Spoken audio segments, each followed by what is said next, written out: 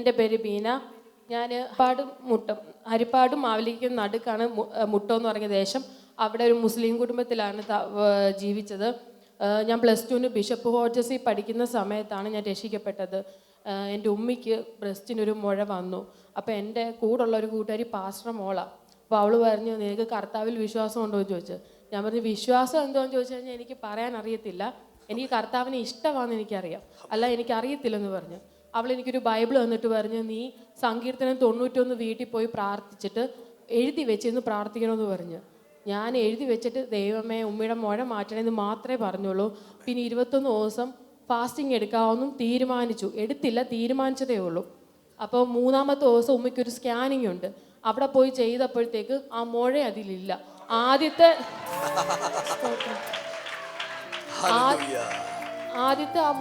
സ്കാനിങ്ങിൽ മുഴ നല്ല വ്യക്തമായിട്ട് കാണാം. 2-ാമത്തേൽ മുഴയില്ല. ഡോക്ടർ പറഞ്ഞു, ഇതെന്തുവാ, വെള്ളമായിട്ടുണ്ട്, കുത്തിയെടുത്ത് കളഞ്ഞാൽ മതിയെന്ന്. അന്ന് ഡോക്ടറോട് തർക്കിക്കാനോ അല്ലെ വേറൊന്നിനും എനിക്ക് കഴിവില്ലാത്തതുകൊണ്ട് ഞാൻ മിണ്ടിയില്ല. ഞാൻ തിരിച്ചു വന്നു. പിന്നെ എനിക്ക് ദൈവവേല ചെയ്ത് ദൈവത്തിനെ വിട്ടു പോകണ്ടെന്ന് മാത്രമേ ഉള്ളായിരുന്നു. അങ്ങനെ ആ സമയമായപ്പോഴത്തേക്ക് സാത്താൻ പോരാടാൻ തുടങ്ങി. കല്യാണാലോചന ഒരുപാട് വന്നു. മുടക്കി ഇന്ന് വീട്ടുകാർ അടി മൊത്തം കൊണ്ട് ലാസ്റ്റ് ഒരു കല്യാണാലോചന വന്ന് വീട്ടുകാർ എന്നോട് പോലും ചോദിക്കാതെ പോയി എൻഗേജ്മെൻറ്റ് ഉറപ്പിച്ചു. മുസ്ലിംസിൻ്റെ ഈ എൻഗേജ് എന്ന് പറയുന്നത് കുറച്ച് പൈസ കൊണ്ട് കൊടുത്തു കഴിഞ്ഞാൽ എൻഗേജ്മെൻറ്റ് കഴിഞ്ഞു. അങ്ങനെ കഴിഞ്ഞ് വീട്ടിൽ വന്നു. ഞാൻ അവരുടെ വീട്ടിൽ വിളിച്ചിട്ട് പറഞ്ഞു, എനിക്ക് താല്പര്യമില്ല, അങ്ങനെ ഇങ്ങനെയാണെന്നൊക്കെ പറഞ്ഞു. അപ്പോൾ വീട്ടുകാരെല്ലാവരും കൂടെ, അല്ല കടത്തിൽ കൂടി പൊട്ടി വരുന്നവരെല്ലാവരും കൂടെ വന്ന് അടിച്ചിടിച്ച് എന്നെ ഇറക്കി വിട്ടു. അതായത് 2016 ജനുവരി 10-ാം തീയതി എന്നെ വീട്ടിൽ നിന്ന് ഇറക്കി വിട്ടത്. ആ ഒരു വർഷം ഞാൻ ഒത്തിരി എടുത്ത് അലഞ്ഞ് ഒരുപാട് വീടുകളിൽ പോയി നിന്ന്. അങ്ങനെ തിരുവല്ലയിൽ സെൻറ്റ് മേരീസ് ഹോസ്റ്റലിൽ നിൽക്കുന്ന സമയത്ത് ഞാനാണെങ്കിൽ ഹോസ്റ്റലിൽ എൻ്റെ സാക്ഷ്യം പറഞ്ഞില്ല. ഞാൻ പറഞ്ഞു ഇങ്ങനെ വീട് വിട്ടിറങ്ങിയതാന്ന് പറഞ്ഞു. 1 മാസം അവരെന്നെ നിർത്തി. പിന്നെ അവർ നിർത്തിയില്ല. അവർ പറഞ്ഞു ഇവിടുന്ന് പോകണം. അപ്പോൾ എൻ്റെ ഒരു കൂട്ടുകാരി തിരുവല്ല ഡിവൈൻ ചർച്ചിൽ എന്നെ കൊണ്ടുപോയി. അവിടെ പോയി 3-4 ആഴ്ച ഇങ്ങനെ പോയിക്കൊണ്ടിരിക്കുന്ന സമയത്ത് ഹോസ്റ്റലിലെ വാർഡൻ വന്നിട്ട് പറഞ്ഞു, ഇവിടെ നിൽക്കാൻ പറ്റില്ല, ഇവിടുന്ന് പോയേ പറ്റത്തുള്ളൂ. അവർക്ക് വേറൊന്നുമല്ല, അവിടെ ഫീസ് കൊടുക്കാൻ പൈസ ഇല്ല. 4000 രൂപ ഫീസ്. എൻ്റെ ഇല്ലാതെ നിവൃത്തിയില്ല. അങ്ങനെ ഒരു ഞായറാഴ്ച വിഷമിച്ച് പാസ്റ്ററോട് പോയി പറയാമെന്ന് പറഞ്ഞിങ്ങനെ ബസ് സ്റ്റോപ്പിൽ പോയി നിൽക്കുമ്പോൾ ഒരു ഇന്നോവ കാറ് പോകുന്നുണ്ട്. അപ്പോഴത്തേക്ക് അത് ഞങ്ങളോട് ചോദിച്ചു, നിങ്ങൾ വിശ്വാസികളാണോ, ചർച്ചിൽ പോകാൻ നിൽക്കുവാണോ എന്ന് ചോദിച്ചു. ഞാൻ പറഞ്ഞു, അതെ ചർച്ചിൽ പോകാൻ നിൽക്കുക. എനിക്കൊരു കാര്യം ചെയ്യും, എൻ്റെ വണ്ടിയിലോട്ട് കയറിക്കോ, ഞങ്ങൾ ഡ്രോപ്പ് ചെയ്യാം. ഓക്കെ, ഞങ്ങൾ കയറി. അപ്പോൾ പരിചയപ്പെട്ടു. അപ്പോൾ എന്നോട് ചോദിച്ചു, മോടെ മുഖം എന്താ വല്ലാണ്ടിരിക്കുന്നത്. അപ്പോൾ ഞാൻ പെട്ടെന്ന് എൻ്റെ സാക്ഷ്യം പറഞ്ഞപ്പോൾ പുള്ളി പറഞ്ഞു, തിങ്കളാഴ്ച എൻ്റെ ഓഫീസിലോട്ട് വരാൻ പറഞ്ഞൊരു കാർഡ് തന്ന് അവിടെ ചെന്ന് പാസ്റ്ററോടൊന്നും പറഞ്ഞില്ല, പ്രാർത്ഥിക്കാമെന്ന് വിചാരിച്ച് തിരിച്ചു വന്ന് തിങ്കളാഴ്ച വന്നപ്പോഴത്തേക്ക് പുള്ളിയുടെ കൺസ്ട്രക്ഷൻ കമ്പനിയിൽ അക്കൗണ്ടൻ്റായിട്ട് ജോലി കിട്ടി. ഇത് ഹോസ്റ്റലിൽ വന്ന് വാർഡനോട് പറഞ്ഞപ്പോൾ വാർഡൻ പറഞ്ഞു, ഇനി പോകണ്ട, ഇവിടെ നിന്നോളാൻ പറഞ്ഞു. പിറ്റേ ആഴ്ച ജോലിക്ക് പോയി തുടങ്ങി, തിരിച്ചു വന്നു. അടുത്ത ആഴ്ച ജോലിക്ക് പോയി. അപ്പോൾ കൺസ്ട്രക്ഷൻ കമ്പനിയിൽ 8 മണി വരെ വർക്കുണ്ട്. വർക്ക് കഴിഞ്ഞ് 6 മണിക്ക് ഹോസ്റ്റലിൽ വരണം. എനിക്കത് പറ്റുന്നില്ല, 8 മണിക്കേ പറ്റത്തുള്ളൂ. അപ്പോൾ അടുത്ത വാർഡൻ പറഞ്ഞു, ഇനി ഇവിടെ നിൽക്കാൻ പറ്റില്ല, പിന്നെ പോയേ പറ്റുള്ളൂ, വന്നപ്പോൾ തൊട്ട് ഓരോരോ പ്രശ്നങ്ങളാണെന്ന് പറഞ്ഞു. അങ്ങനെ ഞാൻ അടുത്ത ഞായറാഴ്ച പാസ്റ്ററോട് പറയാൻ ചെന്നപ്പോൾ ഈ മേളിൽ നിന്ന് ഇങ്ങോട്ട് ഇറങ്ങി വരുമായിരുന്നു ഒരു അമ്മച്ചി. ഞാൻ ഓടിക്കയറി അമ്മച്ചിയെ പിടിച്ചു. അമ്മച്ചി വീഴാൻ പോവായിരുന്നു. അപ്പോൾ അമ്മച്ചി പറഞ്ഞിട്ട്, മോളെ നീ ആ ഹോസ്റ്റലിൽ താമസിക്കുന്ന കുട്ടിയല്ലേ? ഞാൻ പറഞ്ഞു, അതേ അമ്മച്ചി. എടി, നിൻ്റെ ഹോസ്റ്റലിൽ ആർക്കെങ്കിലും പെയിൻ ഗസ്റ്റായിട്ട് നിൽക്കാൻ ആഗ്രഹം ഉണ്ടെങ്കിൽ എന്നോടൊന്ന് പറയണേന്ന്. ഞാൻ സത്യം പറഞ്ഞ, അന്നും എൻ്റെ ഒരു പാസ്റ്റർ മോളാണ് എൻ്റെ കൂട്ട്. അവള് പറഞ്ഞു, എനിക്ക് നിന്നോട് അസൂയ തോന്നുന്നു, ദൈവം ഒരുക്കുന്ന വഴികൾ ഓർത്തിട്ട്. ഞാൻ ഒന്നും വിട്ടില്ല. ഞാനും അവളും മുഖത്തോട് മുഖം നോക്കി കരഞ്ഞു. അത് കഴിഞ്ഞ് പിന്നെ ഞാൻ നേരെ ഹൈദരാബാദിന് പോവായിരുന്നു. കാര്യം എൻ്റെ നാട്ടിലെ എല്ലാ പാസ്റ്റർമാർക്കും പേടിയാണ് എന്നെ സ്നാനപ്പെടുത്താൻ. കാര്യം വീട്ടിൽ നിന്ന് പ്രശ്നം വരുമെന്ന് വെച്ച് ഭയങ്കര പേടിയായിരുന്നു.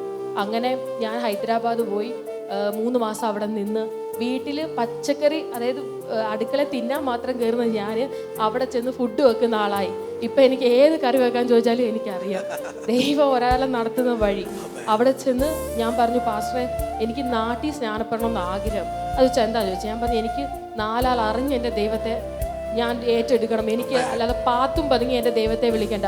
ജീവിക്കുവാണെങ്കിൽ ക്രിസ്തുവിന് വേണ്ടി, മരിക്കുവാണെങ്കിൽ ക്രിസ്തുവിന് വേണ്ടി. അപ്പോൾ പാസ്റ്റർ പറഞ്ഞൊരു കാര്യം ചെയ്യ്, നീ നിൻ്റെ ഫേസ്ബുക്കിൽ ലൈവ് ഇട്ട് 4 പേര് കാണുമെന്ന് പറഞ്ഞു.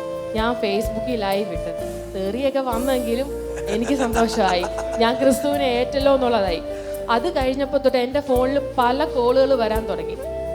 പാരമ്പര്യമായി പെന്തക്കോസ്തുള്ള അമ്മച്ചിമാർ വിളിച്ചിട്ട്, മോളെ പ്രാർത്ഥിക്കണേ എന്ന് പറഞ്ഞിട്ട്. സത്യം പറഞ്ഞാൽ അതിൽ എനിക്ക് വലിയ ഓസ്കാർ കിട്ടുന്ന സന്തോഷമായിരുന്നു. കാര്യം അവരൊക്കെ വിളിച്ച് എന്നോട് പ്രാർത്ഥിക്കണം എന്ന് പറയുമ്പോൾ ഞാനും ദൈവം തമ്മിലുള്ള അടുപ്പം അവർക്ക് മനസ്സിലായില്ലെന്ന് ഓർത്ത് ഞാൻ ദൈവത്തെ സ്തുതിക്കുന്നു. അത് കഴിഞ്ഞ് എൻ്റെ അനിയത്തിയുടെ കുഞ്ഞ് ഹോസ്പിറ്റലിൽ കിടന്ന സമയത്തും ഇതുപോലെ കിട്ടില്ല എന്ന് പറഞ്ഞു. ഞങ്ങൾ സഭയോടെ പ്രാർത്ഥിച്ച് വിടുതൽ കിട്ടിക്കഴിഞ്ഞപ്പോൾ അവർ പറഞ്ഞു പള്ളിയിൽ നിന്ന് നേർച്ചയിട്ടതിൻ്റെ അനുഗ്രഹമാണെന്ന് പറഞ്ഞു. പിന്നെ വിളിക്കുമ്പോൾ ഞാൻ പറയും പള്ളിയിലൊന്നും പോയിട്ട് വരാൻ പറയും. കാര്യം അവർക്ക് സത്യം അറിയാം, എങ്കിലും വരാൻ ഭയങ്കര പ്രയാസം. നമ്മൾ പ്രാർത്ഥിച്ച വിടുതലുണ്ടെന്ന് അവർക്കറിയാം. ഈ ലൈവില് അനേകർ കാണുന്നുണ്ട്, മുസ്ലിങ്ങളിൽ ഇരിക്കുന്നവര്. ഞാൻ പലർക്കും ലിങ്ക് അയച്ചു കൊടുത്തിട്ടുണ്ട്. ഇന്ന് എൻ്റെ സാക്ഷ്യം നിങ്ങൾ കേൾക്കണം. നിങ്ങൾക്ക് പേടിയുണ്ടെങ്കിൽ നിങ്ങൾ എലോഹിം വാ, ഇവിടെ ഞങ്ങൾ കൂടെ നിൽക്കും. നിങ്ങളുടെ ദൈവം നിങ്ങളുടെ കൂടെ ഉണ്ട്. ദൈവം അനുകൂലമെങ്കിൽ പ്രതികൂലം ആര്? കർത്താവ് അനുകൂലമായിട്ട് നിൽക്കുമ്പോൾ ഏത് പ്രതികൂലത്തെ വന്നാലും നിങ്ങൾ പേടിക്കേണ്ട. ഞാൻ എൻ്റെ സാക്ഷി ഇവിടെ പറയുന്നത് എനിക്ക് എൻ്റെ ദൈവത്തെ അനേകരിലൂടെ എത്തിക്കാൻ വേണ്ടിയാണ്. അതുപോലെ എൻ്റെ സാക്ഷ്യത്തിൽ ഒരു കാര്യം കൂടി, എൻ്റെ അപ്പൻ്റെ ചേട്ടൻ, ഞാൻ ഒരു നിവൃത്തിയില്ലാതെ നിന്ന സമയത്ത് ഞാൻ ആ മനുഷ്യനെ വിളിച്ചിട്ട് പറഞ്ഞു എനിക്കിവിടെ നിൽക്കാൻ വയ്യ, ഭക്ഷണം കിട്ടുന്നില്ല, ആകെ ബുദ്ധിമുട്ടാണെന്ന്. പുള്ളി പറഞ്ഞു വാ ഞാനൊരു ഹോസ്റ്റലിലാക്കാന്ന് പറഞ്ഞ് പുള്ളി എന്നെ വിളിച്ചിട്ട് പറഞ്ഞത് എനിക്ക് നിന്നെ കല്യാണം കഴിക്കണമെന്ന്. പറയുന്ന ആൾക്കും എൻ്റെ ആൾക്കാർക്കും അറിയാം ആരാന്നുള്ളത്. എൻ്റെ അപ്പൻ്റെ ചേട്ടനാണ്. പുള്ളിയുടെ മോൻ ഡോക്ടർ, മോൻ്റെ കല്യാണം വലിയ ആഡംബരത്തോടെ നടന്നു. 2 മക്കളുടെയും കല്യാണം കഴിഞ്ഞു. ഇപ്പോൾ വർഷങ്ങൾ കഴിഞ്ഞിട്ട് ഇപ്പോൾ ഒരു മോക്ക് ക്യാൻസർ ആയിട്ട് കിടക്കുന്നു. മോൻ്റെ ജീവിതം തല്ലിപ്പിരിഞ്ഞു. എൻ്റെ ദൈവം എത്ര വലിയവനാ. ആ മനുഷ്യൻ എന്നെ കുറിച്ച് നാട്ടിൽ പറഞ്ഞുണ്ടാക്കിയതിന് ഞാൻ ഒരുപാട് കരഞ്ഞു. ഒരുപാട് ദൈവമേ എന്തിനാ വിശ്വാസി വന്നിട്ട് എന്നെ എന്തിനാ ഇങ്ങനെ നാണം കെടുത്തുന്നത്? ആളുകൾക്കെതിരെ പറഞ്ഞുണ്ടാക്കുന്ന ഒരു 2 പ്രാവശ്യം കേട്ടോ. ആമേൻ. ഇന്ന് കുഴപ്പമില്ല, നാളെ പലിച്ച സഹിതം വീട്ടിൽ വരും. ഇത് മറന്നു പോകണ്ട. ഇനി നിങ്ങളുടെ സാക്ഷ്യം മുന്നോട്ട് കേട്ടോണം. ജീവിതത്തിൽ സംഭവിക്കാൻ പോകുന്ന തിക്താനുഭവങ്ങളെ കുറിച്ചുള്ള സാക്ഷ്യം. ഈ സാക്ഷ്യം മുഴുവൻ എനിക്കൊരു 5 വർഷം പുറകിലറിയാം. പറയുമ്പോൾ നിങ്ങൾക്ക് മനസ്സിലാവും. പൊട്ടുമോളെ 10 വർഷം കഴിഞ്ഞിട്ടാണ് ദൈവം മറുപടി കൊടുത്തത്. ദൈവം എന്തെങ്കിലും മറുപടി കൊടുക്കാൻ വൈകുന്നുണ്ടെങ്കിൽ അത് ദൈവത്തിന്റെ രീതിയിൽ കൊടുക്കാൻ അതാരും ഓർത്ത് വിഷമിക്കേണ്ട. സുരേഷ് പാസ്റ്റർ പ്രസംഗിച്ചപ്പോ പറഞ്ഞ് മറ്റുള്ളവരെ പറയുന്നത് എനിക്ക് അതിനൊരു കാര്യം പാസ്റ്ററോടാണ് ആദ്യം ക്ഷമ പറയാനുള്ളത്. ഞാൻ ഇവിടെ പാസ്റ്റർ ശരിക്കും കുറ്റപ്പെടുന്ന ഒരാളാണ്. ഇവിടെ വന്നൊരു വിശ്വാസി എന്നോട് പറഞ്ഞപ്പോൾ അത് പറയാൻ വേറൊരു കാര്യം ഞാൻ പറയാം. ആ പുള്ളിക്കാരൻ പറഞ്ഞത് വെച്ചിട്ട് ഞാൻ പറഞ്ഞു പാസ്റ്റർ ഇങ്ങനെ പറയണമെന്നുണ്ടെങ്കിൽ വേറെ ആരോടെങ്കിലും ചോദിച്ചിട്ടായിരിക്കും പറയുന്നത്, അല്ലാതൊന്നുമല്ല, ഇത് കള്ളമാണെന്ന് ഞാൻ വ്യക്തമായിട്ട് പറഞ്ഞു. അത് ഞാൻ എല്ലാവരുടെയും മുമ്പിൽ ദൈവനാമത്തിൽ ക്ഷമ ചോദിക്കുന്നു പാസ്റ്ററെ. അതിപ്പോൾ എനിക്ക് പറയണം. കാര്യം ഇനി അനേകർ ഇവിടെ വരാനുള്ളതാ. ഞാൻ അങ്ങനെ 5 വർഷം മുമ്പ് ഹൈദരാബാദിൽ നിൽക്കുന്ന സമയത്ത് എൻ്റെ അപ്പം മരിച്ചു. ഞാൻ വന്നു. അപ്പം എനിക്ക് ആരാധന കൂടണം. ആദ്യത്തെ ആരാധന വീട്ടിൽ എൻ്റെ റൂമിൽ ഇരുന്ന് സൂമിനകത്ത് ഞാൻ കൂടി. അവിടെ എന്നെ ആ മുസ്ലിം വീട്ടിൽ തന്നെ ഇരുത്തി എന്നെ ആരാധന കൂടാൻ ദൈവം അനുവദിച്ചു. എൻ്റെ സാക്ഷ്യം ഞാൻ അവിടെ നിന്നോട് പറഞ്ഞു. പക്ഷേ ചർച്ച ഇരുന്ന് എല്ലാവരും ചിരിച്ചെങ്കിലും എനിക്കത് അനുഗ്രഹമായി. കാര്യം എല്ലാവരും വന്നെന്നെ നോക്കുന്നുണ്ടായിരുന്നു, ഇവർക്ക് എന്താ വട്ടാണോ? അപ്പം അപ്പൻ്റെ മരിച്ചു കിടക്കുമ്പോൾ മുസ്ലിം യാസീൻ ഓതണം എന്ന് പറഞ്ഞൊരു ചടങ്ങുണ്ട്. എന്നെ വിളിച്ചു. ഞാൻ പറഞ്ഞു ഞാൻ വരത്തില്ലെന്ന് പറഞ്ഞു. അപ്പം കുറേ ആൾക്കാർ വന്നപ്പോൾ ഞാൻ ഓരോന്ന് ചോദിച്ചതിന് അവർക്ക് ഉത്തരവില്ല. ഇന്ന് അതിൽ കേൾക്കുന്നവരുണ്ടെങ്കിൽ ആ ഉത്തരവായിട്ടൊന്ന് വരണം. ഇവിടെ എലോഹിമിൽ തന്നെ വരണം. കാര്യം ഇന്ന് ഞാൻ ഇവിടെ ഉണ്ട്. ഹല്ലേലൂയ, സ്തോത്രം. കർത്താവ് എന്നെ ഇത്രത്തോളം നടത്തി. ഹൈദരാബാദിൽ ചെന്നു. അവിടെ നിൽക്കുന്ന സമയത്ത് പാസ്റ്റർ വീട്ടിലാണ്. അവിടെ നിന്ന് ജോലി ചെയ്യാം. പാസ്റ്ററിനോട് ചോദിച്ചു മോളെ നിന്നെ മോളെപ്പോലെ നോക്കണോ, നീ ശമ്പളക്കാരിയായിട്ട് നിൽക്കുന്നോ എന്ന് ചോദിച്ചു. ഞാൻ പറഞ്ഞു എന്നെ ഒരു മോളെപ്പോലെ കണ്ടാൽ മതി എന്ന് പറഞ്ഞു. ഞാൻ അവിടെ നിന്ന് എനിക്ക് നല്ല പണിയാണ് കിട്ടിയത്. നന്നായിട്ട് പണി ചെയ്തു. പക്ഷേ ഒരു എന്താ പറയണ്ടേ, വീട്ടിൽ ജോലിക്കാരിയെ പോലെ ഞാൻ അവിടെ നിന്ന് അവിടുന്ന് എങ്ങനെയെങ്കിലും ഒന്ന് രക്ഷപ്പെടണം. കാര്യം അവിടെ ചർച്ചിൽ ഫുഡ് ഉണ്ടാക്കി കൊടുക്കുന്നതാണ് എൻ്റെ മെയിൻ ജോലി. ഞാനത് സന്തോഷത്തോടെ ചെയ്യും. കാര്യം ദൈവം അവിടെ ഫുഡ് ഉണ്ടാക്കി കൊടുക്കുന്നത് പ്രാർത്ഥിക്കാനായിട്ട് ചെല്ലുമ്പോഴത്തേക്ക് ഞാൻ എവിടെ നിന്നാണെങ്കിലും ഓടി ചെല്ലും. കാര്യം ആ പ്രാർത്ഥന കേൾക്കാൻ വേണ്ടി. അതായിരുന്നു എൻ്റെ സന്തോഷം. ഒരുപാട് കുറ്റപ്പെടുത്തലും ഒരുപാട് കഷ്ടതയെ അനുഭവിച്ച് ഞാൻ അവിടെ നിന്ന് യേശുവിന് വേണ്ടി ഇറങ്ങി തിരിച്ചിട്ട് ഇതെല്ലാം ഇവിടെ നിന്ന് ഡിസ്ക്ലോസ് ചെയ്യാൻ പറ്റില്ല. ഒരു പെൺകുട്ടി അനുഭവിക്കാവുന്ന സകല യാചനകളും ദൈവത്തിന് വേണ്ടി ഇറങ്ങി തിരിച്ച് നമുക്കും അതിന് പങ്കുണ്ട്. നമ്മൾ ആളുകളെ കുറ്റപ്പെടുത്തുമ്പോൾ നമുക്ക് മനസ്സിലായില്ല, നാളെ ഇതുപോലെ സാക്ഷ്യം പറയേണ്ടവരെയാ നമ്മൾ ഈ കുറ്റപ്പെടുത്തുന്നത് നമുക്ക് മനസ്സിലാവുന്നില്ല. നമ്മളെ തുടരുക. എന്നിട്ട് ഞാൻ ഇവിടെ വന്നപ്പോൾ എൻ്റെ ഒരു ഫ്രണ്ട് പറഞ്ഞു ഇതുപോലെ ബിനു പാസ്റ്റർ ഉണ്ട് എന്ന് പറഞ്ഞു. അപ്പോൾ പാസ്റ്ററെ ഞാൻ വിളിച്ചു തുടങ്ങി. പാസ്റ്ററെ ഞാൻ ചർച്ചിൽ വന്നോട്ടെ എന്ന് ചോദിച്ചു. അതിനെന്താ വന്നോളെന്ന് തുടങ്ങി. അപ്പോൾ പാസ്റ്റർ സംസാരം കേട്ടപ്പോഴും എനിക്ക് തോന്നി എന്നാൽ അവിടോട്ട് പോകാം എന്ന് പറഞ്ഞു. അന്ന് പാസ്റ്റർ ബർത്ത്ഡേ ആയിരുന്നു. ഞാനത് ജസ്റ്റ് ഒന്ന് സ്റ്റാറ്റസ് ഇട്ട് സ്റ്റാറ്റസ് ഇട്ടപ്പോഴത്തേക്ക് അവിടുന്ന് എന്നെ കണ്ടിട്ടൊന്നുമില്ല. ഓ, ഞാൻ സ്റ്റാറ്റസ് ഇട്ട് ഞാൻ ഹാപ്പി. കാര്യം എനിക്ക് ദൈവദാസന്മാരോട് ഭയങ്കര ബഹുമാനമാണ്. കാര്യം അത് ഇന്നും ആരെങ്കിലും അത് പിന്മാറ്റത്തിൽ പോയി കഴിഞ്ഞാൽ ഞാൻ ചോദിക്കും. അത് എത്ര വലിയ ആൾക്കാരാണെങ്കിലും ഞാൻ ചോദിക്കും. കാര്യം എനിക്ക് ദൈവദാസന്മാരും ദൈവത്തിന്റെ അടുത്ത് നിൽക്കുന്നവരോട് അത്രയും സ്നേഹവും ബഹുമാനവും ഉണ്ട്. അപ്പോൾ ഞാൻ സ്റ്റാറ്റസ് ഇട്ട് happy birthday pastor, God bless you എന്നും പറഞ്ഞിട്ട്. ഇത് പാസ്റ്റർ മാത്രം കണ്ടില്ല, ബാക്കി എല്ലാവരും കണ്ട്. അവിടുന്ന് ഇവിടുന്ന് എല്ലാം കോള് വന്ന്, നീ എന്തറിഞ്ഞിട്ടാ അവിടെ പോകുന്നതെന്ന് ചോദിച്ചു. ഞാൻ ചോദിച്ചാൽ എന്താ, വളരെ മോശമായിട്ട് കുറെ കാര്യങ്ങൾ പറഞ്ഞു. അപ്പോൾ അങ്ങനെ പറഞ്ഞ് ഞാനൊന്നും മിണ്ടിയില്ല. ഞാൻ അനിയനുമായിട്ട്, അന്ന് അനിയനുമായിട്ട് സന്തോഷ് മുക്കിൽ വന്നു. അപ്പോൾ അടുത്ത ആളൊരു കോള് വരുന്നത് പാസ്റ്ററിനും കൂടെ ഉള്ളതാണ്. അപ്പൊ അവിടെ ചെന്ന് പുറകിലിരുന്ന് ആരാധനയൊക്കെ കഴിഞ്ഞ് വിളിച്ചു. മോളെ ലൊക്കേഷൻ ഇട്ട് തരാൻ വരാനെന്ന്. വന്ന് ഞാൻ അവിടെ വന്ന് പാസ്റ്റർ കേൾക്കുന്നുണ്ട്. പാസ്റ്റർക്ക് വേണ്ടിയുള്ള ദൂതാണ് നമ്മുടെ കൊച്ചിന്ന് പറഞ്ഞുകൊണ്ടിരിക്കുന്നത്. അപ്പൊ ലൊക്കേഷൻ അയച്ചു തരാൻ വരുന്നോന്ന് പറഞ്ഞു. അപ്പൊ ഞാൻ വെച്ചു ഇതെന്തുവാ, ഇത് ഒരു ചർച്ചിൽ പോയി. എനിക്ക് വിശ്വാസി വന്നപ്പോ നല്ല പ്രതികൂലം വന്നത് കൂടുതലും പാസ്റ്റേഴ്സിൽ നിന്ന്. അപ്പൊ എനിക്ക് പേടിയായിപ്പോയി. ഞാൻ പെട്ടെന്ന് ആ ലൊക്കേഷൻ അങ്ങോട്ട് പോയി. അവിടെ ചെന്ന് ആരാധന കഴിഞ്ഞപ്പോൾ പുള്ളിയും വൈഫും കൂടി വന്നിട്ട് ഞാൻ എവിടുന്നാ വന്നതോ എന്തുവാ വന്നോന്നോ ഒന്നും അറിയണ്ട, ബിനു പാസ്റ്റർ അങ്ങനെയാണ്, ബിനു പാസ്റ്റർ അവിടെ പോയത് അങ്ങനെ എങ്ങനെയാന്ന് മാത്രം പറഞ്ഞുകൊണ്ടിരിക്കുക. പക്ഷെ അന്ന് എനിക്ക് മനസ്സിലായി അവിടെ തന്നെ ആ ദൈവം കൊണ്ടുവന്നേ. ആമേൻ. നിങ്ങളെ കൈവൊക്കിയോ രാമയും പറഞ്ഞേ, നീ കേട്ടോണം, സാക്ഷ്യം കിടക്കുക. പാസ്റ്ററും ഭാര്യയും എല്ലാവരും കൂടി വന്നിട്ട് കാര്യങ്ങൾ പറഞ്ഞു. എനിക്ക് കറക്റ്റ് വ്യക്തമായി. അപ്പം ഞാൻ പറഞ്ഞു ശരി പാസ്റ്റർ, ഇപ്പോൾ ഇനി വരണം അങ്ങനെ ഇങ്ങനെയാന്നൊക്കെ പറഞ്ഞിട്ട് എന്നെ വിട്ടു. പാസ്റ്റർ ഒന്ന് ഇവിടെ വരും, വന്നിട്ട് ഞാനിപ്പൊ ക്ഷമ പറഞ്ഞതുപോലെ ഈ ദേവി നിന്ന് പാസ്റ്ററും ക്ഷമ പറയും. അതിന് ദൈവം അവസരം ഒരുക്കുകയും ചെയ്യും. കാര്യം ഒരു അഭിഷേകത്തിനെ പറ്റി ഇങ്ങനെ പറയുമ്പോൾ മറുവശത്തോളം എന്താണെന്ന് നിങ്ങൾ ചിന്തിക്കണം. കാര്യം എനിക്ക് പറഞ്ഞേ പറ്റത്തുള്ളൂ. കാര്യം ദൈവാത്മാവ് പ്രേരിപ്പിച്ചത് തന്നെ. കാര്യം അഭിഷേകത്തിന് എങ്ങനെയാന്ന് ഇവിടെ വന്നപ്പോഴാണ് എനിക്ക് മനസ്സിലായത്. ഞാൻ ദൈവസന്നിധി ഇരുന്ന് കരഞ്ഞുപോയി. കാര്യം ഇങ്ങനെ ദൈവത്തിന് വേണ്ടി സത്യസന്ധമായി നിൽക്കുന്ന ഒരു ദേവദാസനെ പറ്റി ആവശ്യമില്ലാത്തത് പറയുമ്പോൾ ദൈവം പിടിക്കുമെന്നൊന്ന് ഓർത്തോ. ഇന്നല്ലേ നാളെ 10 വർഷമല്ല 15 വർഷമല്ല 100 വർഷം എടുത്ത് കഴിഞ്ഞിട്ടാണെങ്കിൽ ദൈവം പിടിച്ചിരിക്കും. സാക്ഷ്യത്തിലൂടെ ഞങ്ങളെ അറിയിച്ചുകൊണ്ടിരിക്കുവാണ്. അങ്ങനെ അതെല്ലാം കഴിഞ്ഞു. ഞങ്ങളുടെ കല്യാണം കഴിഞ്ഞു വെച്ചാൽ പുള്ളിക്കാരന് 3 വർഷം മുമ്പ് ഇതുപോലെ പ്രാർത്ഥിക്കാൻ ഞാൻ വിളിച്ചു. പ്രാർത്ഥന കഴിഞ്ഞു. 3 വർഷം കഴിഞ്ഞപ്പോൾ സിനിമാ നടനാ കേട്ടുപിടിച്ചു. അപ്പം ഞാൻ ചോദിച്ചു, തനിക്ക് നാണമുണ്ടോ, താൻ ഒരു ദൈവദാസനല്ലേ, എന്ത് പണിയാണ് കാണിക്കുന്നതെന്ന് ചോദിച്ചതാ. അപ്പോൾ പറഞ്ഞു, അപ്പോൾ ഒരു പാസ്റ്റർ എന്നോട് വന്നിട്ട് പറഞ്ഞു, മോളെ നീ അനേകരെ വിശ്വാസത്തിൽ കൊണ്ടുവരും. ആ ദൂത് ഏറ്റെടുത്തിട്ട് ഞാൻ പുള്ളിയെ നന്നാക്കാൻ നോക്കിയതാ. അത് കഴിഞ്ഞ് പുള്ളിയുടെ വീട്ടുകാരെ വിളിച്ച് സംസാരിച്ച് ഞങ്ങൾ ഒരു മിനിറ്റ് കൃപയാൽ ഇപ്പൊ നന്നായി നിൽക്കുവാണ്. എന്നിട്ട് ഞങ്ങള് അവിടെ സുവിശേഷ വേല ചെയ്തു. ഞാൻ പറഞ്ഞു സിനിമയിലൊന്നും അഭിനയിക്കാൻ പറ്റില്ല, ദൈവത്തെ വിളിച്ചിറങ്ങാമെങ്കിൽ മാത്രം വീട്ടുകാരെ വന്നാൽ മതി, അല്ലെങ്കിൽ വരുവേ വേണ്ടെന്ന് പറഞ്ഞു. അങ്ങനെ വന്ന് എന്തായാലും നന്നായി പാസ്റ്റർ പറഞ്ഞു, നന്നായി. അങ്ങനെ നിൽക്കുമ്പം എൻ്റെ ഫേസ്ബുക്കിലും എൻ്റെ ഇൻസ്റ്റഗ്രാമിലൊക്കെ നോക്കിയാൽ അറിയാം, എൻ്റെ ഫോട്ടോ കണ്ടു കഴിഞ്ഞാൽ അറിയത്തില്ല ഞാൻ പട്ടിണി കിടക്കുക. അതുപോലെ ഹാപ്പി ആയിട്ട് നിൽക്കുന്നത്. എൻ്റെ കുടുംബത്തുള്ള ഓരോരുത്തർ പറയും, നിനക്ക് എന്ത് ഡ്രസ്സ് വിടാം, നിന്നെ എവിടൊക്കെ പോകുന്നു, കറങ്ങാൻ പോകുന്നു, അവിടെ പോകുന്നു, ഞങ്ങൾക്ക് ഇതൊന്നും പറ്റുന്നില്ലല്ലോ. ഞാൻ പറഞ്ഞു, ഇത് എന്നിലുള്ള സ്വാതന്ത്ര്യമല്ല, ക്രിസ്തുവിലുള്ള സ്വാതന്ത്ര്യമാണ്. നീയൊക്കെ ക്രിസ്തുവിൽ അറിഞ്ഞാൽ ഈ സ്വാതന്ത്ര്യം നിനക്കും അനുഭവിക്കാം.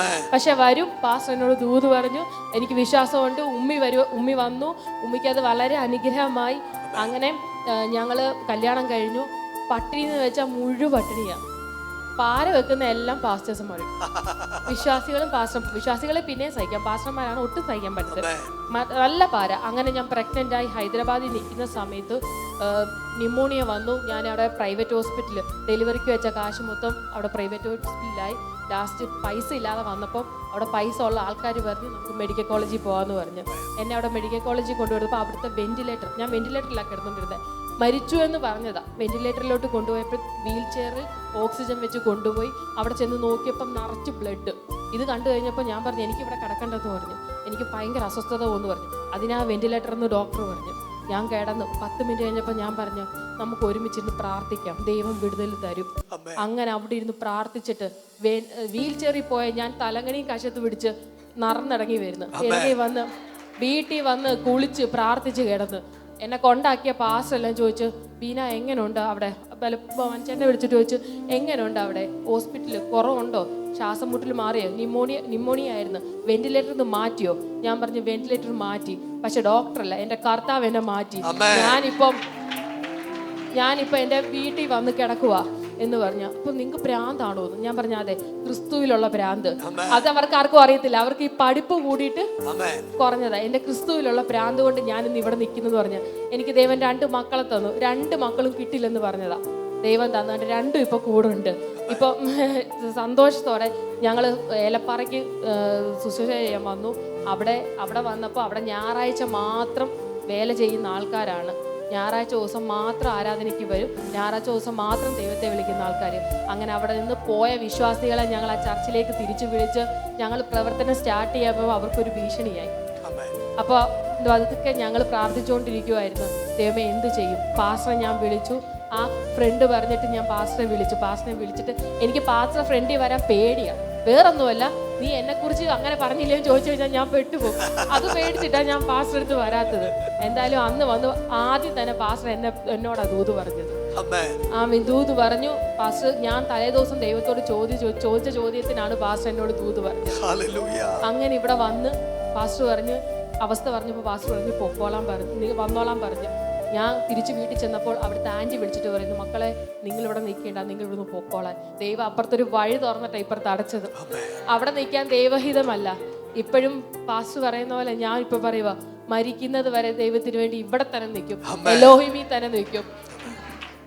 ഈ കേൾക്കുന്നവരെല്ലാവരും സത്യം എന്താണെന്ന് അറിഞ്ഞിട്ട് പ്രിയപ്പെട്ട എൻ്റെ കൂട്ടുകാരികൾ, ഞാൻ ലിങ്ക് അയച്ചു തന്ന മുസ്ലിം സഹോദരങ്ങൾ കേൾക്കുന്നുണ്ടെങ്കിൽ ഇത് കള്ളവല്ല, സത്യമാണ്. എൻ്റെ വീട്ടിൽ ചെന്ന് തിരക്കിയാൽ ഈ സത്യാവസ്ഥ അറിയാം. മരിക്കാൻ 100 വട്ടം ചെയ്തത് എൻ്റെ കൈ നോക്കിയാൽ അറിയാം. ഒന്ന് സൂം ചെയ്ത് കാണിക്കണേ ബ്രദറെ, ഈ കൈ കണ്ടാൽ അറിയാം. ഞാൻ കഴിക്കാത്ത ഉളികയില്ല, പാറ്റാവേഷം, പല്ലിവേഷം, ഒന്നുമില്ല. ഇതെല്ലാം കഴിച്ചതാ. എന്നിട്ടും എന്നെ ദൈവം ജീവിപ്പിച്ചെങ്കിൽ നമ്മളൊക്കെ ദൈവത്തിന് എത്ര പ്രിയപ്പെട്ടവരാണ്. നിങ്ങളെല്ലാവരും ഞങ്ങളെ ഓർത്ത് പ്രാർത്ഥിക്കണം. എന്റെ സാക്ഷ്യം പറയാൻ നിന്ന് മണിക്കൂറോളം നിൽക്കേണ്ടി വരും, കാരണം ജീവിതം മുഴുവൻ സാക്ഷ്യമാണ്. കാരണം എനിക്ക് സാക്ഷ്യം പറയേണ്ട ആവശ്യമില്ല, കാരണം നല്ല സാക്ഷ്യം ഞാൻ കേട്ടു. Price the lord, hallelujah. കാരണം ജനിച്ചു വളർന്നത് ഒരു പാസ്റ്റർ മകനായിട്ടാണ്, പക്ഷെ വളർന്നത് ഈ ലോകത്തിന്റെ അടിത്തട്ടി പോയതാണ്. യോസഫിന്റെ ദർശനം ഉയരത്തിലുള്ളതാണ്, പക്ഷെ പോയത് പൊട്ടക്കിണറ്റിലേക്കാണ്. ജീവിതത്തിന്റെ അടിത്തട്ടി പോയി കിടന്നൊരു മനുഷ്യനാണ്. 13-ാമത്തെ വയസ്സിൽ മദ്യപാനം തുടങ്ങിയൊരു മനുഷ്യനാണ്. 14-ാമത്തെ വയസ്സിൽ കഞ്ചാവിന് അഡിക്റ്റായി. Praise the lord. 15-ാമത്തെ വയസ്സിൽ ഈ ലോകത്ത് എന്തൊക്കെ ലഹരിയുണ്ടോ അതൊക്കെ ഞാൻ യൂസ് ചെയ്തു. Praise the lord. പക്ഷേ ദൈവം ഒരാളെ പിടിക്കണമെന്ന് കരുതിയാൽ അത് കൃത്യസമയത്ത് പിടിക്കും. വാഗ്ദത്തം ഉണ്ടെങ്കിൽ നശിച്ചു പോകത്തില്ല. വാഗ്ദത്തം ഉള്ളതുകൊണ്ടാണ് എലോഹോമിലേക്ക് എത്തിയത്. Price the Lord. അവൾ പറഞ്ഞല്ലോ, ഒത്തിരി സാക്ഷ്യം പറഞ്ഞു, പക്ഷെ അവൾ പറയാത്ത 2-3 കാര്യം പറഞ്ഞ് ഞാൻ വേഗത്തിലിരിക്കാൻ പോകും. കാരണം ഞാൻ വളർന്നു വന്നത് ഒരു പാസ്റ്റർ മകനായിട്ടാണെങ്കിലും ലോകത്തിൻ്റെ അടിത്തട്ടിലായിരുന്നു. കാരണം 18-ാമത്തെ വയസ്സായപ്പോൾ ജയിലിൽ പോയി. കാരണം RSSന്റെ കൂട്ടായിരുന്നു. Praise the lord. RSSന്റെ കൂട്ടായിരുന്നു. ഒത്തിരി ഗുണ്ടാസറ്റിന് കൂട്ടുകൂടി 34 വെട്ടുകേസിലെ പ്രതിയായിരുന്നു ഞാൻ. Praise the lord. പക്ഷെ ഈ പുസ്തകം എടുത്തപ്പോൾ 34 കേസ് എങ്ങടെ പോയെന്ന് അറിഞ്ഞില്ല. Price the Lord.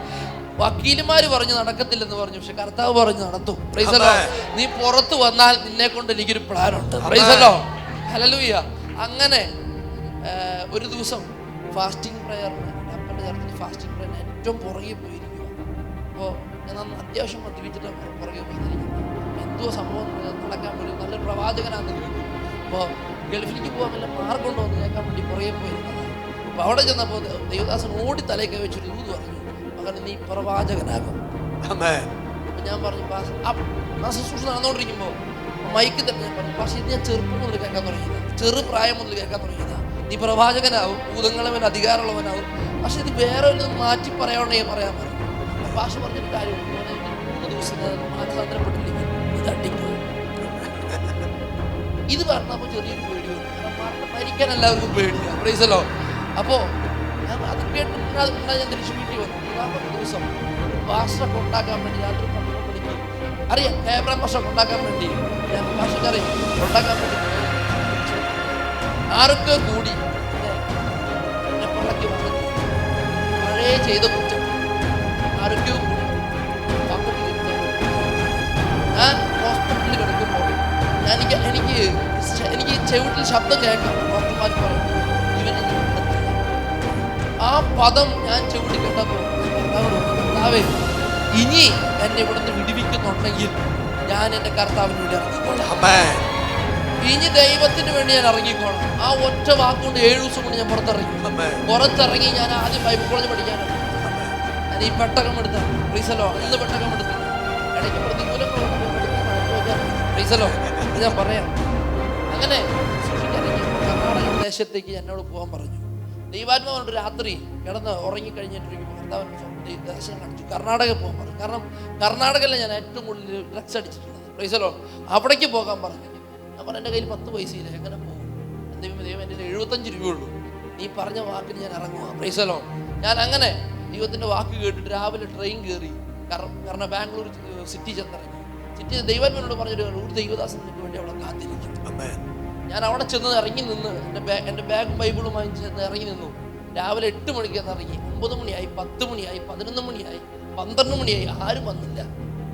1 മണിയായി, 2 മണിയായി, 3 മണിയായപ്പോൾ മനസ്സിനകത്ത് പിശാച് പോരാടുക. ഞാനാ നിന്നോട് പറഞ്ഞു, എന്നെ വഴിതെറ്റിക്കാൻ വേണ്ടി ഞാനാ പറഞ്ഞു. പ്രൈസലോ ഞാൻ പറഞ്ഞു എൻ്റെ നീ ഒരു വാക്ക് പറഞ്ഞാൽ അത് മാറത്തില്ല.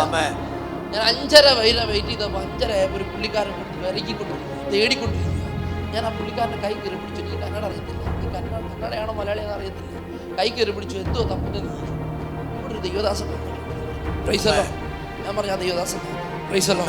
എന്നെ പുള്ളിക്കാരൻ നേരെ വീട്ടിൽ കൊണ്ടുപോയി. അവിടെ ചെന്നപ്പോൾ ഒരു കുഞ്ഞ് ഇങ്ങനെ കെടുക്കുക. പറഞ്ഞു എൻ്റെ മകളെ മാസ്റ്റർ ഡോക്ടർമാരെ മുമ്പിലൊക്കെ കൊണ്ടുപോയി. എനിക്കറിയത്തില്ല എന്തോ സംഭവിച്ചത്, എനിക്കറിയത്തില്ല, എഴുന്നേൽക്കുന്നില്ല. ഭാഷ ഒന്നൊരു വാക്ക് പ്രാർത്ഥിക്കാൻ ദൈവാത്മാവോട് പറഞ്ഞു. ഞാൻ പറഞ്ഞു ദൈവം പറഞ്ഞിട്ടുണ്ടെങ്കിൽ പ്രൈസലോ അത്രേ പറഞ്ഞുള്ളൂ, വേറെ ഒന്നും പറഞ്ഞില്ല. പിന്നെ എഴുന്നേറ്റു. ഇഷ്ടം പോലെ മീറ്റിംഗ് കിട്ടി. പ്രോബ്ലം പറഞ്ഞു ദൈവം പറഞ്ഞു അവിടെ നിൽക്കാൻ. ദൈവം നമ്മളോടൊരു വാക്ക് പറഞ്ഞാൽ അവിടെ നിൽക്കാം. എന്നോട് ദൈവം പറഞ്ഞതുകൊണ്ട് ഞാൻ അവിടെ നിൽക്കുന്നത്. എലോഹിമിൽ നിൽക്കാൻ കാരണം ദൈവം പറഞ്ഞതുകൊണ്ട്. മനുഷ്യൻ പറഞ്ഞിട്ടല്ല ഞാൻ ഇവിടെ വന്നത്, ദൈവദാസൻ പറഞ്ഞിട്ടല്ല ഞാൻ ഇവിടെ വന്നത്, എന്റെ കർത്താവ് പറഞ്ഞിട്ടാ. പ്രൈസലോ എനിക്കറിയാം ഇവിടെ എനിക്ക് കിട്ടുന്ന സപ്പോർട്ട് എന്താണ്. നിങ്ങൾ പ്രതീക്ഷിക്കുന്നത് പോലെയല്ല. ഈ ലോകത്തോട് വിളിച്ചു പറയാനുള്ള ഒരു കാര്യം എനിക്കുണ്ട്. കാരണം ഈ സഭ, ഞാൻ എന്റെ സഭയെ പണിയും, പാതാള ഗോപുരം ജയിക്കുകയില്ല. പല പാതാളങ്ങളും ഇതിനെ നേരെ വെല്ലുവിളിക്കുന്നുണ്ട്. പക്ഷെ കർത്താവ് പറയാ ഇതിനെ നോക്കി വെല്ലുവിളിക്കാനേ പറ്റത്തുള്ളൂ. കാരണം ഞാൻ എന്റെ സഭയെ പണിതതാ. പ്രൈസലോ ഇതിന്റെ ഫില്ലർ ദൈവം ഇട്ടതാ, മനുഷ്യനല്ല ഇട്ടത്. പ്രൈസലോ അങ്ങനെ ഞാൻ എന്നോട് പറഞ്ഞു കർണാടക അങ്ങേ മൂലയ്ക്ക് പോകാൻ പറഞ്ഞു. അവിടെ ചെന്നു. ഗുൽബർഗ എന്നുള്ള ദേശത്തേക്ക് ചെന്നപ്പോ ഞാൻ ഒറ്റയ്ക്കുള്ളൂ, വിവാഹമൊന്നും കഴിഞ്ഞിട്ടില്ല, അവിടെ ഒറ്റയ്ക്കുള്ളൂ. അവിടെ ചെന്നപ്പോ ഒരു മെത്തോഡിസ്റ്റ് എന്ന് പറഞ്ഞ ചർച്ചുണ്ട്. അവിടുത്തെ അച്ഛൻ എൻ്റെ അടുത്ത് വന്ന് പറഞ്ഞു, പാസ്റ്ററേ ഈ പള്ളി പാസ്റ്റർ പേരിൽ ഞാൻ തരാം, ഒരു ആത്മാവിനെ നേടിയാൽ മതി എന്ന് പറഞ്ഞു. അപ്പം ഞാൻ ചോദിച്ചു ഈ പള്ളി പണിതിന് എത്ര വർഷമാണ്? പക്ഷെ 32 വർഷമാണ്. എന്നാൽ എനിക്ക് 22 വയസ്സാണ്. പ്രൈസലാണ്. നമ്മൾ ഇതെനിക്ക് തരണമെന്ന് ചോദിച്ചു. പാസ്റ്റർ ഒരു ആത്മാവ് നേടി ഞാൻ സ്നാനപ്പെടും. പുള്ളിക്കാരൻ പറഞ്ഞിട്ട് ഒരു ആത്മാവിനെ നേടിയാൽ മതി പാസ്റ്റർ, ഞാൻ സ്നാനപ്പെടാന്ന് പറഞ്ഞു. ഞാൻ പറഞ്ഞു അടുത്ത ആഴ്ച ഞാൻ നിങ്ങളെ ഒട്ടനെ പോലെ വിശ്വസിക്കുക. പ്രൈസലോ ഞാനത് പറഞ്ഞില്ല. 8ാം ക്ലാസ് പുസ്തകാരൻ, വലിയ പഠിപ്പൊന്നുമില്ല, 8ാം ക്ലാസ് മുതൽ പുസ്തകാരൻ. പക്ഷെ ഈ പഠിപ്പ് കിട്ടിയത് ഇതിനകത്താണ്. പിന്നെ ഒരു കാര്യം പറയാൻ പോകുന്നത്, ഭാഷ എപ്പോഴും പറഞ്ഞു ലഹരി. ഞാൻ ഈ ലോകത്തിന്റെ ലഹരി ഏറ്റവും കൂടുതൽ അടിച്ചൊരു മനുഷ്യനാണ്. പക്ഷെ ഞാൻ ഏറ്റവും കൂടുതൽ ലഹരി, ഞാൻ മദ്യത്തിന് മയക്കുമരുന്ന് കരുതി, പക്ഷേ ഏറ്റവും വലിയ ലഹരി ഇതിനകത്താണ്. പ്രൈസലോ ഞാൻ ഈ ലോകത്തിലെ ലഹരികൾ ഒത്തിരി നാക്കിന്റെ പാമ്പിനെ കൊണ്ട് കത്തിച്ച് പൊത്തിച്ചൊരു മനുഷ്യനാണ്. നാക്കിന്റെ അകത്ത് പാമ്പിനെ കൊണ്ട് കുത്തിച്ച മനുഷ്യനാണ്. കാരണം വാക്കിന്ന് അടിച്ചിട്ടൊന്നും ഏൽക്കുന്നില്ല, പാമ്പിനെ കുത്തിച്ച മനുഷ്യനാണ്. അതിനേക്കാളും വലിയൊരു ലഹരി ഉണ്ടെങ്കിൽ ഇത് മാത്രമാണ്. അതിനേക്കാളും വലിയ ഈ ലോകത്തിനേക്കാളും വലിയ പഠിപ്പുണ്ടെങ്കിൽ ഇതിനകത്താ ഉള്ളത്. ഈ ലോകത്തെ ജ്ഞാനത്തിനേക്കാൾ വലുത് ഈ വചനത്തിനകത്തിരിക്കുന്ന ജ്ഞാനത്തിന്. പ്രൈസല്ലോ അങ്ങനെ ഒട്ടനെ പോലെ വിശ്വസിച്ച് ആ സഭയെ അറിയാവുന്ന പാട്ടുകൾ പാടാൻ അച്ഛൻ പറഞ്ഞു ഇത്രയും നീണ്ട സഭയ്ക്കകത്ത് 3 കസാര വേണ്ട, ഈ അകത്ത് വിശ്വാസിയാണ് ഈ നിരത്താൻ പറഞ്ഞ കസാര. 10-600 കസാര നിരത്തി വിട്ടു. കസാര എവിടെ നോക്കി അടി വന്നെന്ന് ഫസ്റ്റ് ഓടിയതാണ്. ഏതൊക്കെ എവിടെയെങ്കിലും അടിച്ച് 6, 7, 11 ഈ കൈ അടിച്ചോടിച്ചു, കാലടിച്ചോടിച്ചു, അടിച്ചോടിച്ചിട്ടുണ്ട്. ബുധനാഴ്ച 2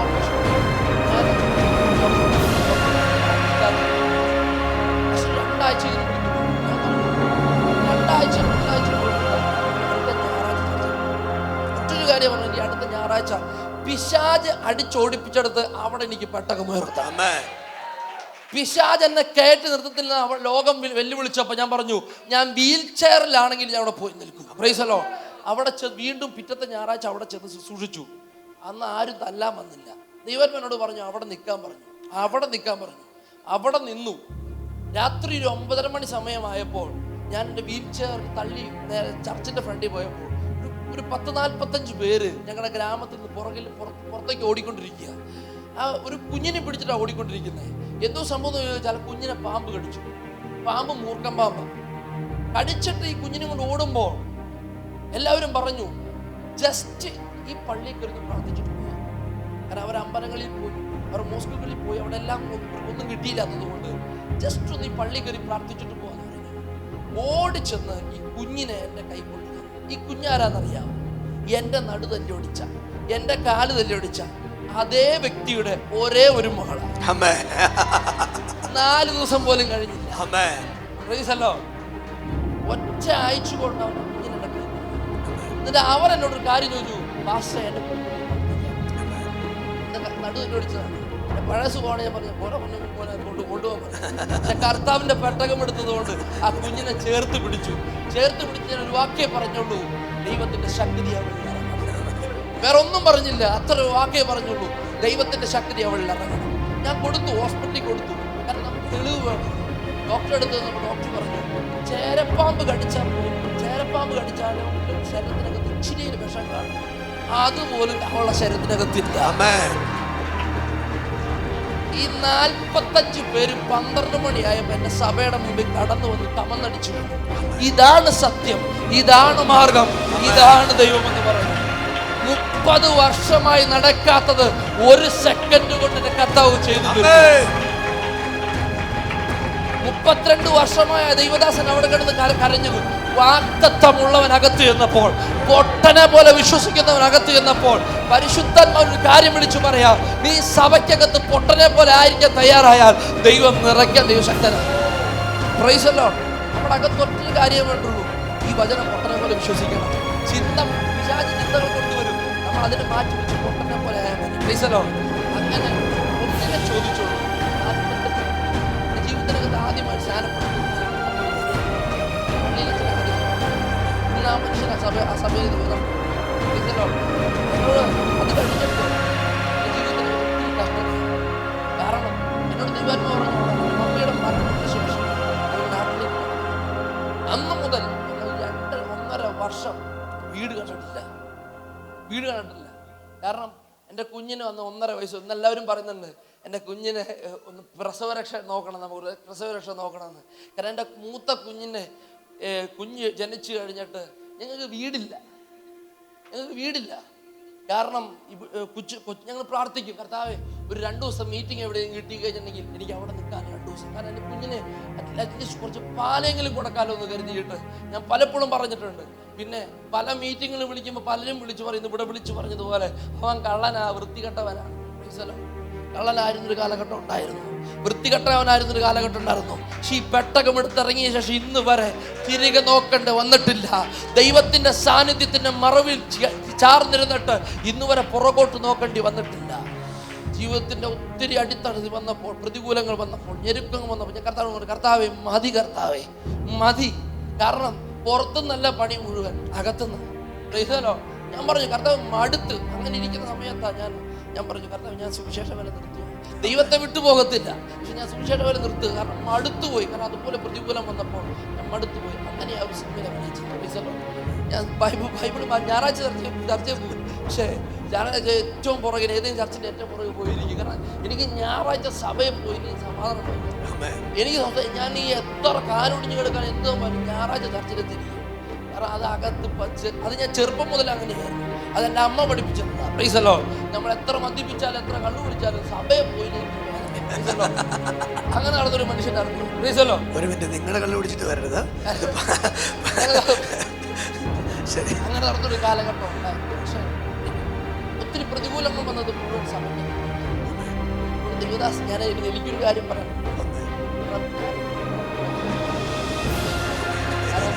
അതുപോലെ കാരണം ഞാൻ ഒത്തിരി നമ്മുടെ സുഹൃത്തുക്കൾ പറഞ്ഞു, കാരണം ഇവിടെ വന്നപ്പോഴേ മനസ്സിലായത് ഇതിന്റെ സത്യം എന്താണെന്ന്. Praise the Lord. ഇവിടെ വന്നപ്പോഴേ മനസ്സിലായത് പുറമെ നിന്ന് പറയാൻ നല്ല എളുപ്പം, സഭയ്ക്കകത്ത് വരുമ്പോഴാണ് ഇതിന്റെ അകത്ത് വ്യാപരിക്കുന്ന പരിശുദ്ധാത്മാവിന്റെ ശക്തി മനസ്സിലാവുള്ളൂ.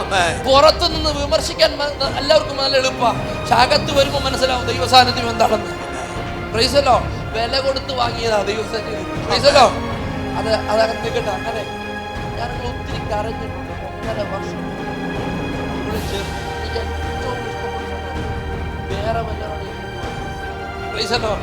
വേറെ വല്ല ഭാര്യമാരുടെ വിട്ടുപോയത്. കാരണം കർത്താവിന് വേണ്ടി ഞാൻ നിന്ന് വെച്ചു. ഞാൻ ദൈവസന്നിധിയിൽ എൻ്റെ ദൈവം സ്നേഹിതരെ, ഒരു സമയം മുഴുവൻ പട്ടിണിയാണ്. ഏറ്റവും അവസാനം ഞാൻ കാണുമ്പോഴും ആ ഒരവസ്ഥയിലാണ്. ഇന്ന് കൃപയാൽ ദൈവം നടത്തി.